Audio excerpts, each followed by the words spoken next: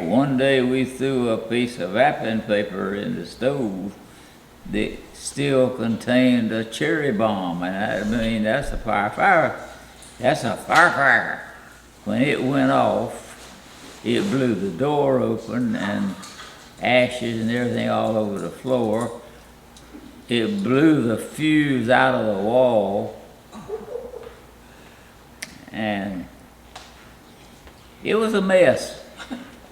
Nameless to say, Miss Valentine made it plain that we were not to divide up any more firecrackers at her house.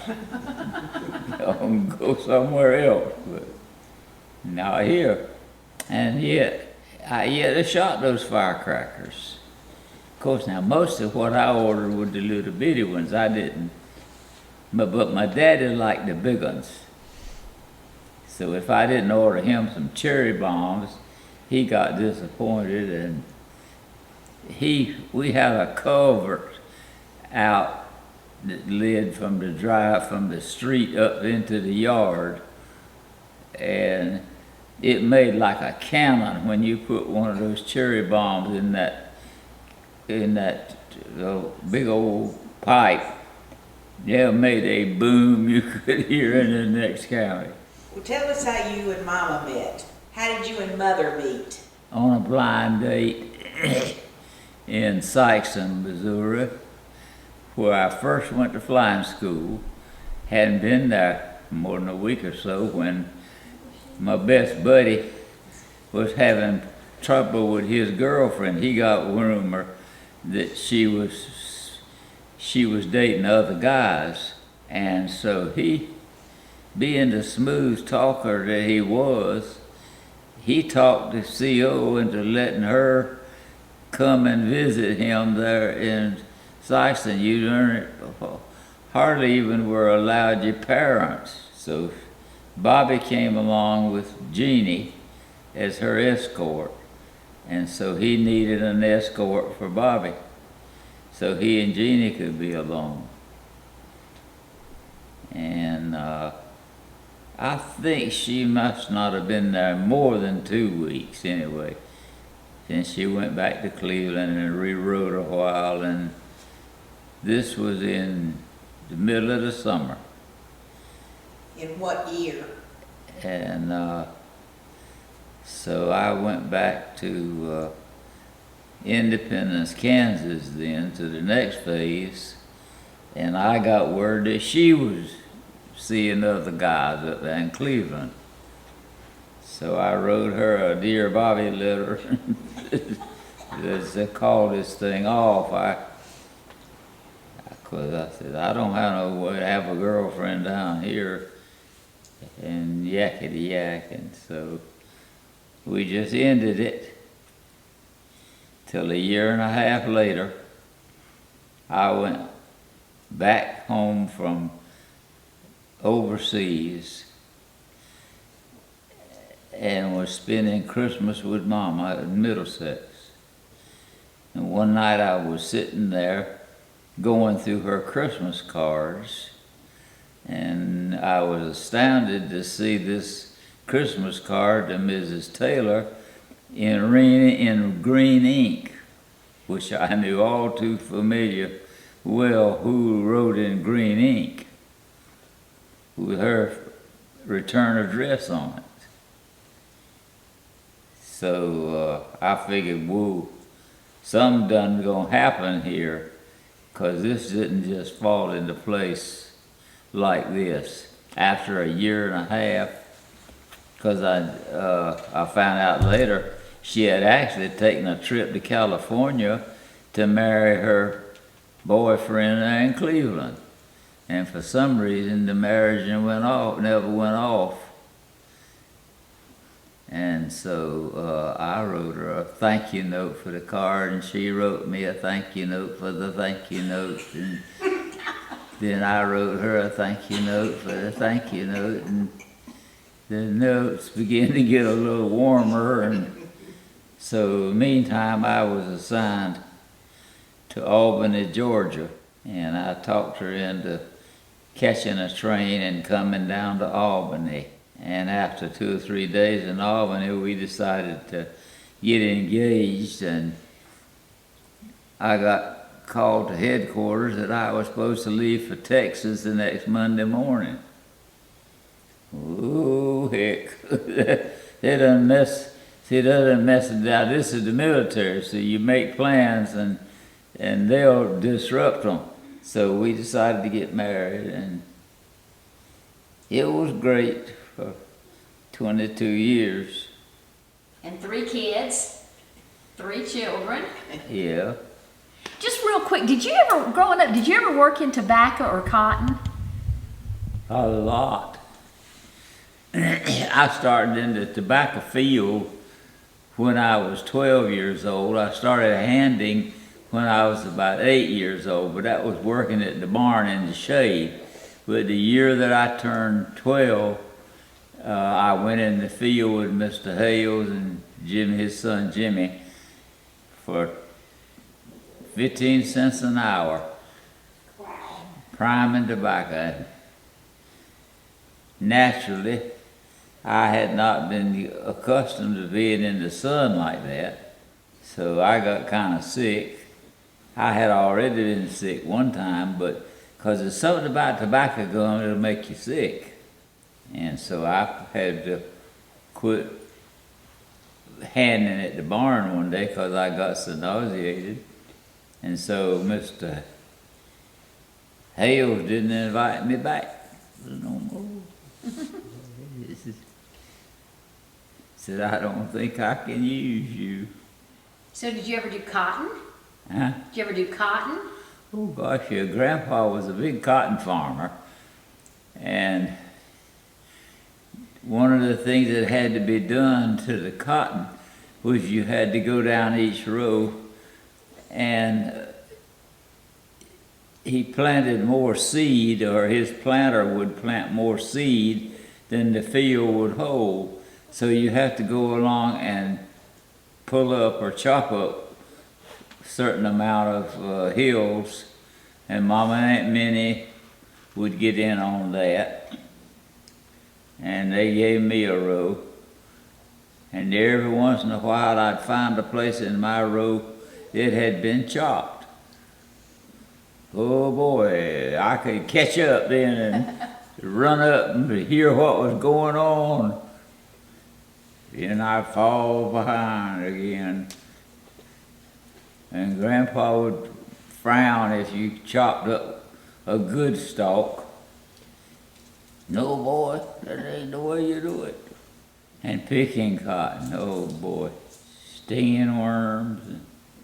He had one cotton field where at the one end it would be knee high, and at the other end it would be above his shoulder. Same field. So when you were picking the cotton, did you just carry the bags and drop it in the bags? Is that how you did it? Yeah. First time I went to the cotton field, Mama gave me her clothespin bag to use as a cotton sack.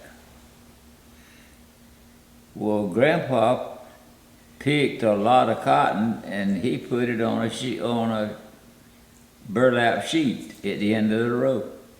I filled up that cotton sack, and the only place I saw to dump it was on Grandpa's sheet. So I dumped it on Grandpa's sheet. And some of the other help that was helping pick said, "Boy, don't you know you ain't gonna get paid nothing if you dumping your cotton on his sheet, because it's gotta be weighed." So I went back and filled my sack from his sheet like I had put it on there. And then somebody tried to talk me into putting rocks in the sack and cotton bolls because they're heavier. No, but no, let Grandpa catch me patting the sack. But that was hard work. Tear your fingers all to pieces. Well, speaking of hard work, so I know you left the service And at some point, you went to work for Greenbrier. Yeah. For Harold Yeah. Thrasher. So how did Daddy come into that, and how did you decide to do the business together? Because you were, I remember Winston-Salem, and I'm assuming you were, and Aunt Bobby and Gail were in Winston-Salem Yeah. at some point, and then we all ended up in Raleigh with you all starting a business. So how did that come about?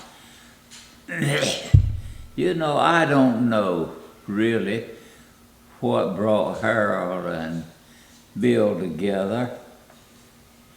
I really don't. So were you not Except working Bill for... needed a job and he was graduating from state and he needed some kind of job, and Harold kind of liked him. So then Dad was working for Harold first, and then did you come to Greenbrier to work? Did you Oh ever- yeah, Okay. yeah. I'd been with Greenbrier a long time That's what I thought. before Okay. Bill. Okay. Cause see, I was with Greenbrier when we built the little house on the state campus. Okay. We built a trailer. So what happened to make the two of you decide to leave Greenbrier and go into business? Palmer Copeland, you know who I'm talking about. Oh, yeah. Came to the house one Saturday and came in and sat down on my couch over there and said, I don't remember how he brought it up. Anyway, he said that, you know, he had the garden center in Cameron Village, but it wasn't working out too well. The guy that he had running it was chasing away all his customers. If a customer made him mad, he'd cuss him out and tell him to leave.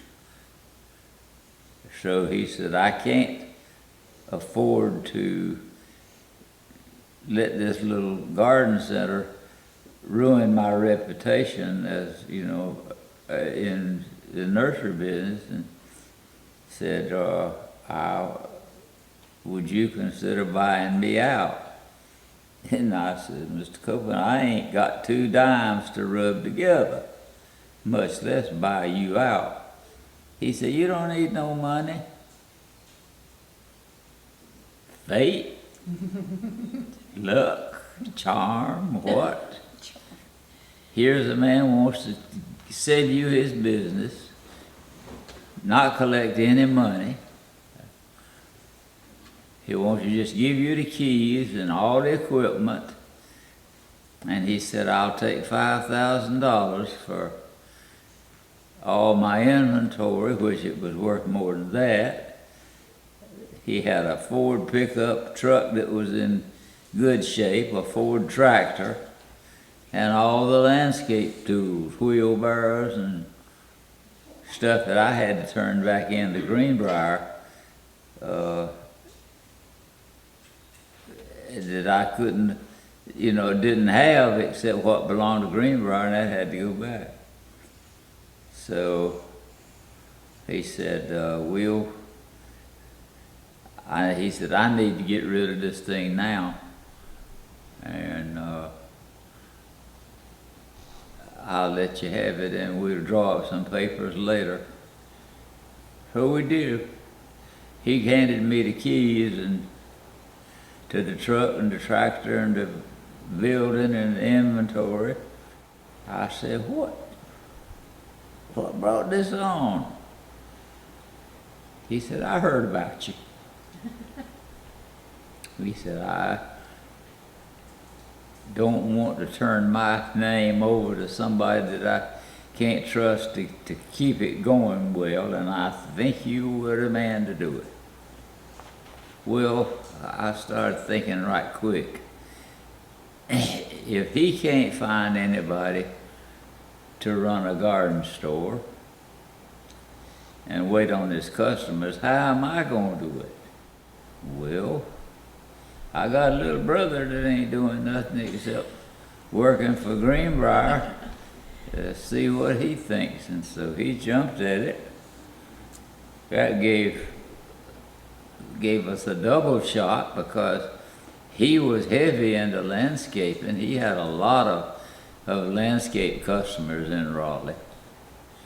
And it was building a good reputation for, for landscaping. So one of us would keep the store and one of us would do the landscape. But man, it was a lot of hard work went in there, but the hardest of all was building that new garden center, which we finally had something that we could call our own. And that was the one on Creedmoor Road. Was that the one on Creedmoor? Creedmoor, yeah. That was a nice place. It was a nice place. It was very, very well done. We spent a lot of time and effort. That Laugh House like to kill us both. So I'm gonna skip to, okay, moving on. So how did you, for the other side of the family, because we're a bonded family, a blended family with all the grandchildren and cousins, how did you meet Mavorine? At a solo club, the YMCA or YWC, I don't remember, we sponsored what they call a solo club. It was made up of solo parents, so if they're either divorce or death, and you're supposed to have children. Of course, that those rules got bent, and if single people wanted to join, come on. And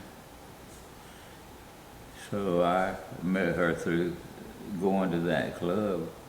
So how long did you date before you decided to get married? Do you remember? Maybe a year and a half. Oh, okay. And you inherited 3 stepdaughters. Yeah. Yeah. Yeah. And 3 step-granddaughters, because Scarlett, Sharon, and Karen were born before 1970. Oh, that's right. Yeah. That's right. Yeah. So, So that family brought a lot of girls in, didn't they? Yeah. Okay, my last question is, as long as I've known you, 74 years, I've always seen you as a man of faith. So tell us a little bit about your faith walk. I mean, you were raised in the church, Yeah. Methodist Church, right, in Middlesex? Yeah. Okay. A little bit about your beliefs and your faith, and you've been talking about how certain things were fate and just fell into place for you. Can you share a little bit about your faith and some of the wisdom you've acquired over the years with that? Well, we talk a lot about faith, but I'm more of a believer in doing. It's how you treat people that makes all the difference in the world. If you read the Bible, it tells you how you're supposed to treat one another. And it also tells you that you could be in trouble if you don't. So Bill and I made a pact when we first went into business that we would be honest with people, we'd be fair with people, and we wouldn't try to force things on people that they didn't need. If they need it, we sold it to you. If you didn't need it, we told you you didn't need it, and if then you wanted to buy it, Lynn can tell you, we'll sell it to you if you insist, but not to make a dollar. We were just not in business for the money, never were. And then one day the man came along and said, "Did you know that your property has been zoned shopping center?" I said, "Whoa, I know what that means." And we didn't ask for it, but I just believe that it's a lot the way you treat people. And I will say, we built a pretty good reputation in the whole family. People could come in and ask us for advice and expect to get advice, not a sales talk. And so now, you and Dad, of course, he passed away in this past November, Yeah. have a legacy that you're leaving behind of children and grandchildren and great-grandchildren and nieces and nephews who are successful Yeah. and live by those same, I don't know if it's rules, but you've taught all of us to be respectful of everyone, Yeah. no matter what race, Yeah. color, or creed. Yeah. And that we do the golden rule Yeah. that Jesus talked about, doing to others as Yeah. we would have Yeah. them, doing to us. And so I think that you can look back over your life and see where you have influenced a lot of people. What'd they say I have? And yeah, and I think you can see that when our families come together. Oh, yeah, yeah, That, because there are very few families that are, I won't say 100%, because if we got any dissenters, I don't know who they are. I really don't. And we get a crowd together when we get all our both families, and I don't know of anybody that don't like anybody. And that's, that's miraculous. It is. You see families that are a lot smaller than ours, and half of them don't get along with the other half. That's true. Well, what's the point in that? Yeah, but it sort of has trickled down from the top. Yeah, It has.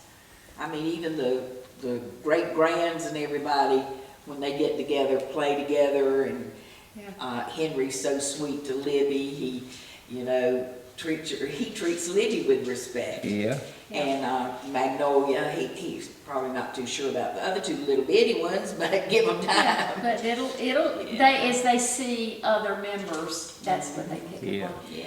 So, back to you. You had the question. well, children are sort of imitators.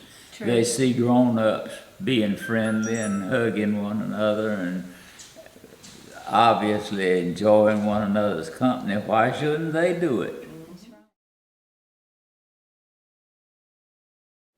Never got patted. I got switched one time by the principal, and I got my baseball stolen by the principal.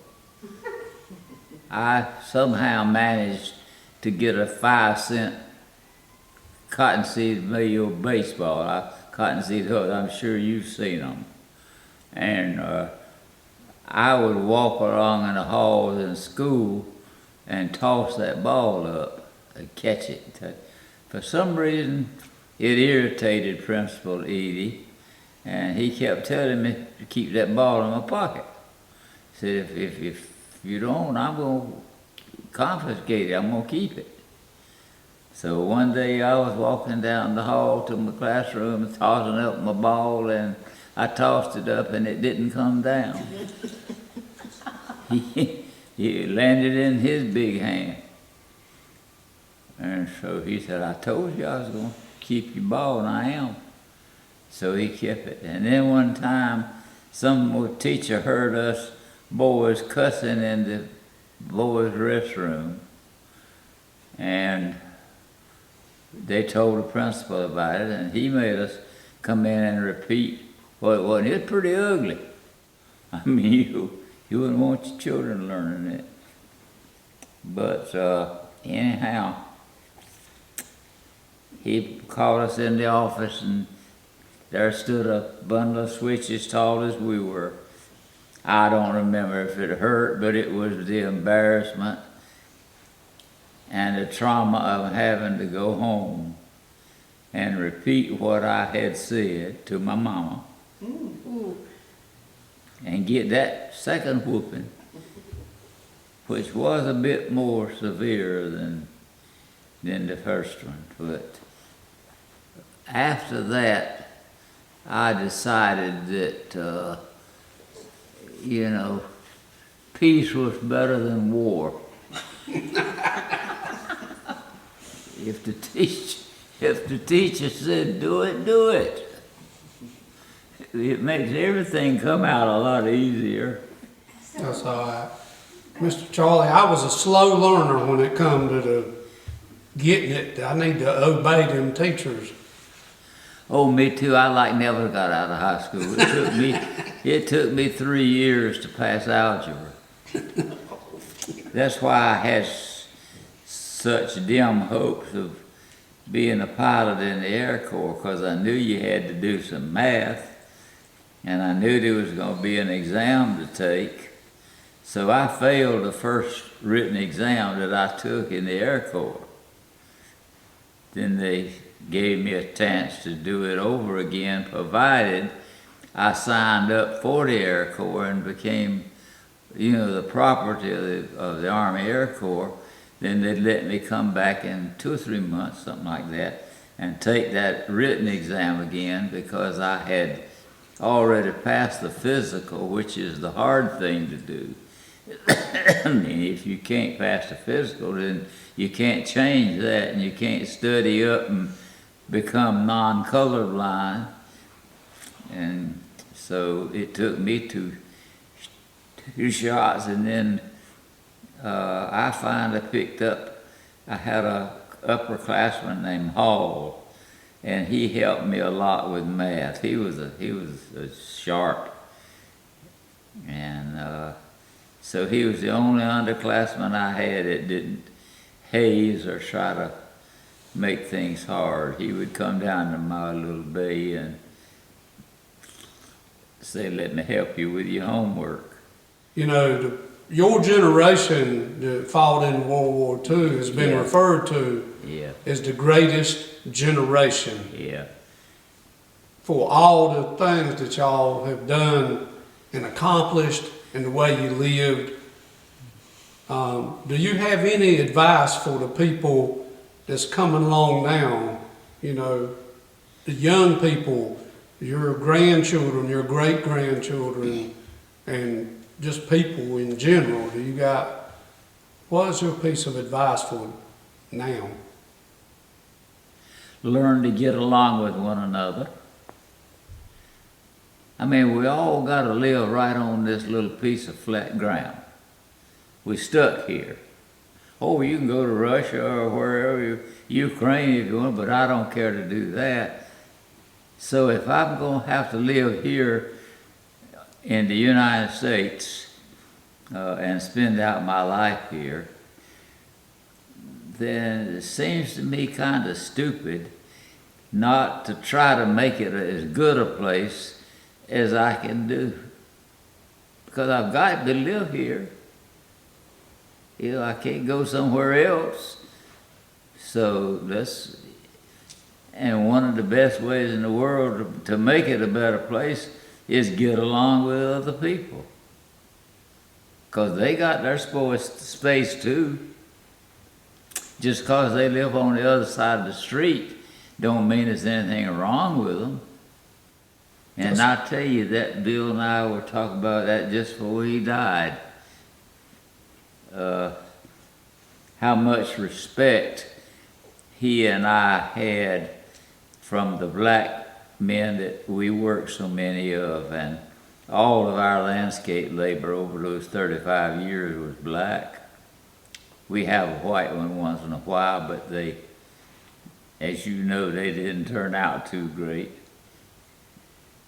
So we did mostly blacks, and I don't know, somehow we're smart enough to know that, if you want a man's loyalty, then you've got to treat him like a man. That'll preach. Yeah, yeah. And it's not that hard to do. But get along. Not that hard to do. Well, Mr. Charlie, I appreciate you taking this time to let me film you and make a record for your family. I really appreciate it. Thank you. Yeah. I've enjoyed this. Maybe we pass along a few words of wisdom.